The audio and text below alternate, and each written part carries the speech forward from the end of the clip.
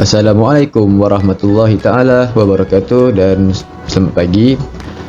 Kita bertemu lagi dalam kelas reka bentuk dan teknologi untuk tahun 4, masih lagi dalam tajuk unit 1 keselamatan bengkel.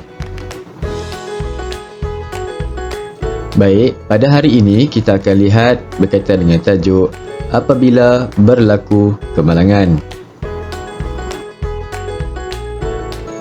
Baiklah, hari ini kita akan lihat tentang tajuk apabila berlaku kemalangan. Baik murid-murid, jika berlaku kemalangan atau kecederaan di dalam bengkel, kita perlulah merawatnya dengan segera dan pastikan ikut langkah yang betul untuk merawat sebarang kecederaan yang berlaku. Untuk hari ini kita akan lihat dua jenis kecederaan ataupun kemalangan yang biasa berlaku di dalam bengkel. Yang pertama ialah kita akan lihat tentang bagaimana nak merawat luka apabila melecur, dan yang kedua ialah apabila terkena renjatan elektrik. Ini merupakan antara perkara yang ataupun kemalangan yang biasa berlaku di kawasan bengkel.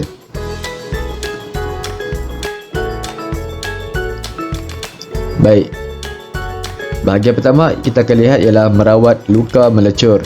Sini anda boleh lihat, saya ambil gambar bagaimana rupa luka melecur.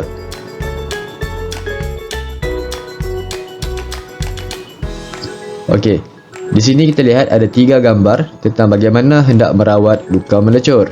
Baik, sebelum saya pergi lebih lanjut, murid-murid perlu tahu bahawa luka melecur ini boleh terjadi disebabkan oleh beberapa insiden ataupun punca. Pertama, biasanya kulit boleh melecur disebabkan terkena cecair panas, air panas ataupun apa-apa saja cecair yang bersifat panas. Kedua, terkena objek panas, seperti contoh terkena besi dapur, terkena besi yang dipanaskan, terkena kita ada satu alat yang dipanggil alat penyadu timah, okey, gun panas dan berbagai-bagai lagi. Okey, itu adalah beberapa contoh bagaimana luka melecur boleh berlaku.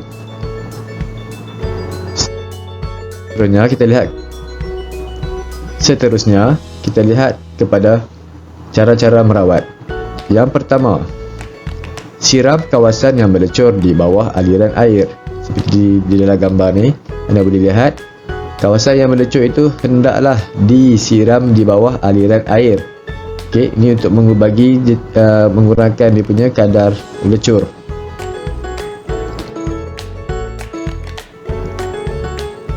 Yang kedua, sapukan krim atau lotion yang sesuai untuk merawat kelecuran. Okey.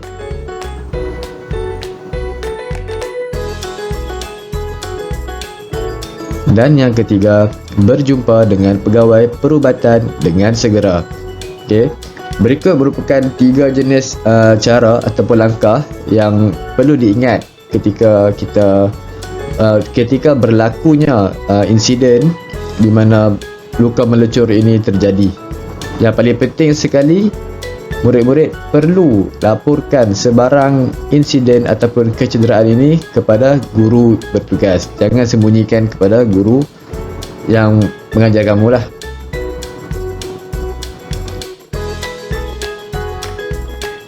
Seterusnya kita tengok kemalangan yang kedua, terkena renjatan elektrik.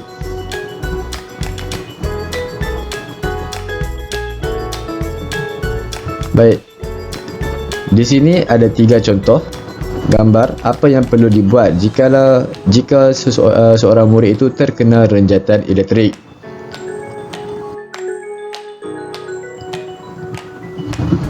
Yang pertama, jangan sentuh mangsa. Okey, seperti kita lihat di gambar, katakan murid tersebut terkena renjatan elektrik apabila dia memasukkan objek pengalir elektrik ke dalam soket ataupun punca elektrik dan dia terkena renjatan. Jangan sesekali sentuh mangsa. Kita takut aliran elektrik tersebut akan terkena kepada kita semula. Okay, jadi takut dia kena, kita pun juga akan kena.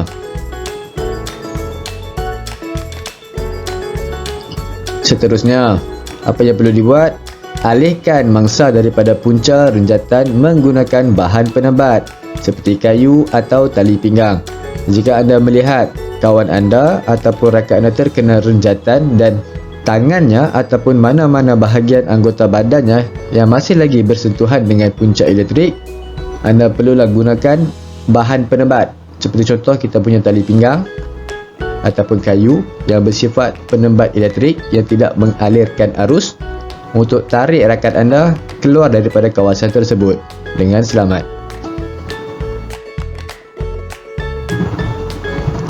Yang ketiga, rehatkan mangsa di tempat yang selesa dan dapatkan bantuan. Okey, apabila anda telah tarik rakan anda daripada punca elektrik, baringkan dia sambil pastikan bahan penebat tadi masih berada dekat dengan dia supaya arus elektrik tadi keluar daripada badan, dan rehatkan dia dan dapatkan bantuan.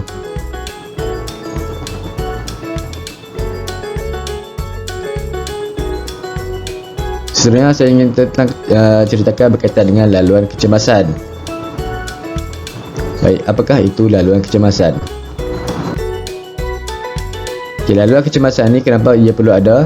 Kerana ia nak memudahkan pergerakan keluar dari bengkel jika berlaku sebarang kecemasan. Dan lagi satu, supaya tidak berlaku sebarang kesesakan untuk pergi ke tempat berkumpul dengan selamat. Baik. Di sini ada contoh peta laluan kecemasan. Ini adalah contoh peta bengkel RBT. Baik. Kalau murid-murid lihat, ada anak panah berwarna hijau. Apakah yang dimasukkan dengan anak panah warna hijau ni?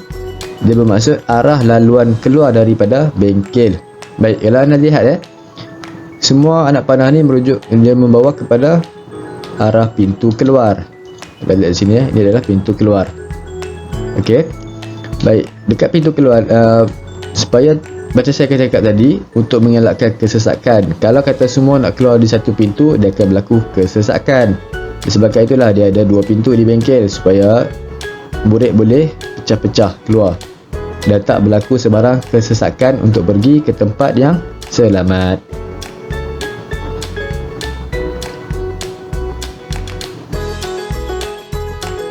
Seterusnya, kita akan tengok berkaitan dengan peti pertolongan cemas. Mengapa perlu ada peti pertolongan cemas? Peti pertolongan cemas ini diperlukan ataupun perlu ada kerana ianya digunakan dan memudahkan untuk memberi bantuan awal jika berlaku sebarang kecederaan. Seperti contoh tadilah, terkena lecuran sebabkan benda yang panas, terkena paku, terhiris pisau, kecederaan yang ringan. Biasanya kita akan ubati dengan bantuan peti pertolongan cemas sebelum kita bawa pergi ke pihak perubatan lah. Okey. Dan benda-benda ini, peti pertolongan cemas ini wajib ada di setiap sekolah dan di bengkel perlu ada. Kerana seperti mana yang kita tahu, bengkel merupakan tempat yang mudah ataupun boleh terjadinya kemalangan jika kita tidak berhati-hati. Sini adalah satu contoh peti pertolongan cemas yang mana jika dilihat terdapat pelbagai jenis ubatan yang akan digunakan jika berlaku sebarang kemalangan ataupun kecederaan di bengkel. Berikutnya kita akan lihat berkaitan dengan alat pemadam api. Baik. Mengapa perlu ada alat pemadam api ini? Alat ini digunakan untuk memadam sebarang kebakaran kecil dan juga digunakan untuk mengawal kebakaran dari merebak untuk mengurangkan kerosakan. Baiklah, selalunya kita gunakan alat pemadam api ini jika berlaku sebarang kebakaran kecil seperti kita terlupa nak tutup suis alat yang panas dan benda itu bersentuhan dengan benda yang mula terbakar dan berlaku kebakaran kecil. Jadi daripada untuk mengelakkan jadi teruk, kita akan padamkan dengan alat pemadam api lah. Okey, itu adalah contoh kebakaran kecil, kebakaran yang berlaku akibat sesuatu tindakan lah.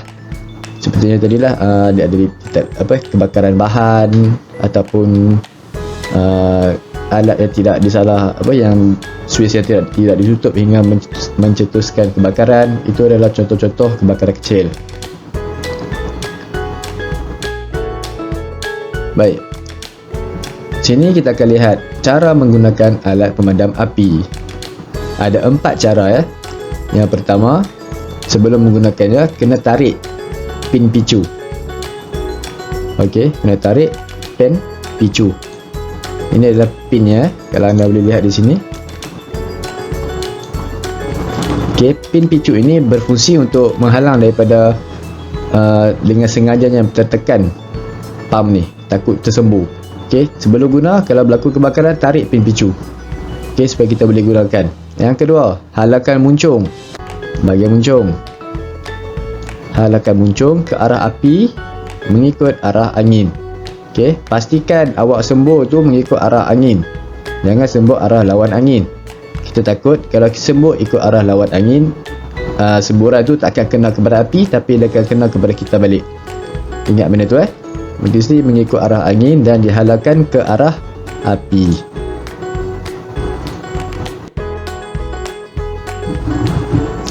Seterusnya, yang ketiga, tekan tuas. Apabila anda dah halakan tadi, kita dah hala kepada arah api dan juga arah angin, tekan tuas. Tuas ni boleh ditekan bila kita telah tarik picu tadi. Okey, tekan tuas. Dan yang keempat, layangkan muncung kiri dan ke kanan. Okey, baru kita halakan muncung ni pergerakannya ke kiri dan ke kanan. Maksudnya, bila dia keluar je semburan, kita mesti gerakkan dia ke kiri dan juga ke kanan. Okey, supaya kita dapat padamkan api dengan kawasan yang menyeluruh lah. Okey,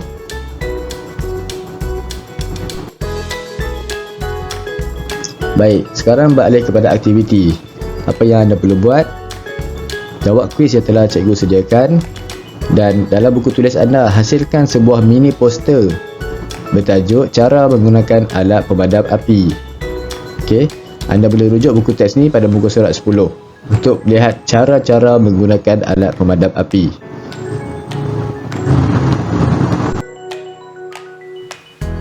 Baiklah kelas, itu saja untuk hari ini. Kita jumpa lagi pada minggu depan dengan tajuk yang baru. Sehingga berjumpa lagi. Assalamualaikum warahmatullahi taala wabarakatuh.